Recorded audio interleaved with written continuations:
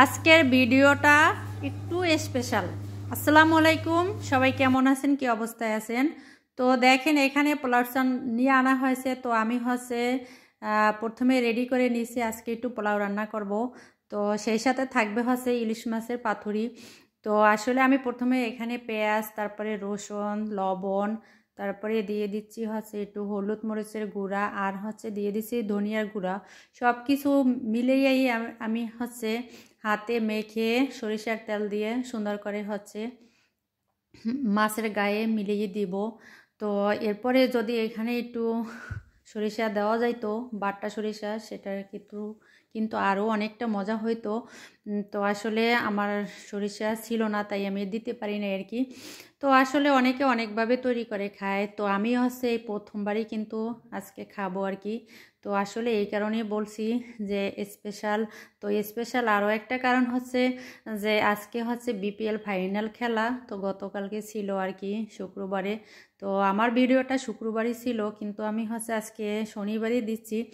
তো দেখেন আমি এখানে লাউ পাতা নিয়ে নিয়েছি, লাউ পাতাগুলো ভালো করে পরিষ্কার করে নিয়েছি। আর এখানে আমি ইলিশ মাছটা যদি একটু রেস্টে দেওয়া যায় তো তাহলে কিন্তু আরও ভালো হইতো, কিন্তু আমি অতটা রেস্টে দিতে পারি নাই, সাথে সাথেই রান্না করেছি আর কি, ভেজে রাখছি। তো দেখেন এখানে আমি সবগুলা একসাথে সুন্দর করে মুড়িয়ে নেব।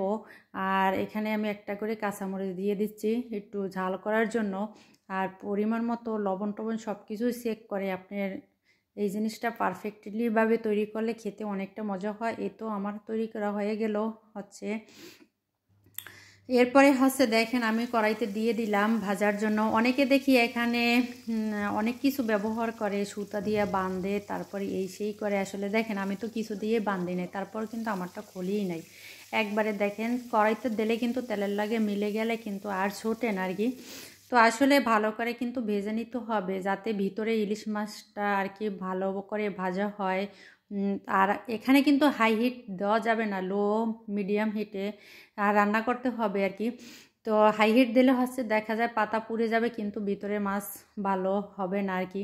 তো এই চিন্তা করে আমি লো হিটে আস্তে আস্তে দিয়ে সুন্দর করে সবগুলো ভেজে নিয়েছি। তো আমি এখানে মাথা তারপরে লেসও বাদ দেই না, সবগুলোই আর কি নিজেরা খাবো তো যেহেতু, তাই আর কি সবগুলাই রাখছি। তো এরপরে দেখেন আমি এখানে পোলাও রান্না করব। তো এখানে আমি আদা রসুন, তারপরে দারচিনি, লবঙ্গ, এলাচ সব কিছু দিয়ে আমি ভালো মতো মশলাগুলো কষিয়ে নিচ্ছি, তেলের মধ্যে ভেজে নিচ্ছি। এরপরে দিয়ে দেবো চাউল। পোলাওর চাল যত তেলের মধ্যে ভাজাভাজি করা হবে তত কিন্তু ঘ্রাণ বের হবে পোলাওর। আর কিন্তু মশলাটা ভিতরে লাগলে কিন্তু পোলাওটা খেতে মজা হয়। আর যদি ঘি দেওয়া যায় তাহলে তো কথাই নেই।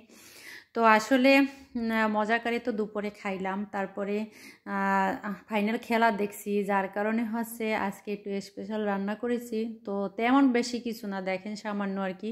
আসলে আমরা বরাবরই ফ্যামিলিতে যখন এরকমের শুক্রবার, শনিবার বা বন্ধের দিনে মানে একটু ভালো মন্দ খাই, তখনই একটু ভালো লাগে আর কি খেতে।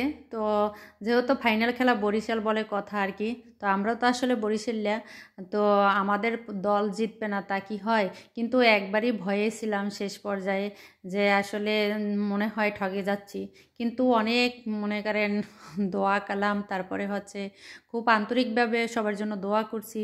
তো আসলে অনেক আনন্দ এনজয় করছি। আর আমরা দুইজন স্বামী স্ত্রী বাসায় বসেই টিভি দেখছিলাম।